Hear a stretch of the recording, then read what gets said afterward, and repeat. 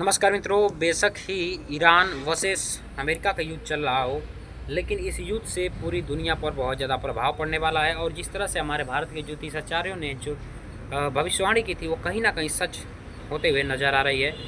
2026 से लेकर 2030 तक केवल और केवल तबाही जो एक मंजर था, बोलते थे दुनिया ख़त्म हो जाएगी, बिल्कुल कहीं ना कहीं उसका सटीकली प्रूफ हमारे सामने जो है दिखने को मिल रहा है। और कोई महापुरुष आकर के इस युद्ध को रुकवा दे, ऐसा लग रहा है कि नामुमकिन है, मुश्किल है।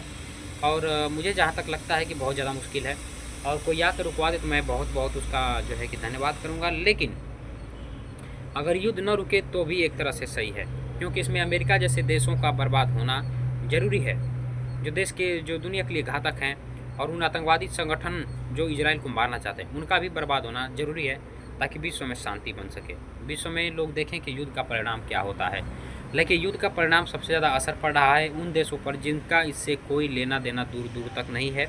आखिरकार क्यों प्रभाव पड़ा है, इसके ऊपर हम बात कर लें तो देखिए, भारत ने भी आत्मनिर्भरता का सपना देखा था, लेकिन भारत में मोदी जी ने जो सपना डिजिटल इंडिया का भी साथ में दिखाया था, उसकी वजह से जो है आत्मनिर्भरता भारत का सपना एक तरह से फीका लग रहा है। अब आत्मनिर्भर भारत की बात करें और वहीं डिजिटल भारत की बात करें तो डिजिटल भारत में क्या होता है कि हम दूसरे के ऊपर डिपेंड हैं। हम मोबाइल्स बाहर से खरीद रहे हैं, हम ईंधन बाहर से खरीद रहे हैं, तो ईंधन जो है सबसे ज़्यादा महत्वपूर्ण है गाड़ियों को चलाने के लिए, चूल्हे जलाने के लिए। तो ये कहीं ना कहीं दिक्कतों का सामना करना पड़ सकता है। अगर केवल वाहनों को चलाने के लिए होता और केवल इंडस्ट्रियल एरियाज़ को चलाने के लिए ईंधन आते तो कहीं ना कहीं समझ में आ जाता कि मैनेज हो जाता। लेकिन अब मोदी जी ने डिजिटल इंडिया के तहत पूरे गांव-गांव ग्रामीणों को घर घर तक सिलेंडर पहुंचा दिया। तो अब हर किसी को जो है इससे दिक्कत हो रही है कि भाई जब सिलेंडर मिलेगा ही नहीं तो लोग खाना किस पे पकाएंगे। लोग तो आलसी हो चुके हैं, लोगों ने गाय भैंस बेच दी, लोगों ने पेड़ों को काट दिया, तो लकड़ी कहाँ से लाएंगे और लोगों ने जो ये मतलब कंडे कहाँ से लाएंगे, इकट्ठे कहाँ करेंगे, भोजन कैसे पकाएंगे। तो ये आत्मनिर्भर भारत में ये होना चाहिए कि उनके पास पशुपालन हो, खुद के लिए जलाने के लिए अपने पास ईंधन हो। कहने का अर्थ है कि कंडे हों, लकड़ी हो, तब तो हम कहें आत्मनिर्भर, हम खुद के ऊपर निर्भर हैं। हम तो सारी डिपेंड जो हैं कि हम दूसरे के ऊपर हैं, देश के ऊपर हैं। तो इससे जो है कि तेल नहीं आएगा तो बहुत ज़्यादा प्रभाव पड़ने वाला है लोगों के नौकरियों पर, प्राइवेट नौकरियों पर भी, सरकारी नौकरियों पर भी।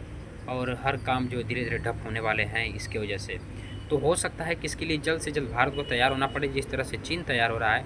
चीन ने जो है पूरी तैयारी कर ली है, लिथियम निकाल करके पूरी बैटरीज बना रहा है, सोलर सेल सिस्टम बना रहा है ताकि वो दूसरे देशों पर डिपेंड न रह सके।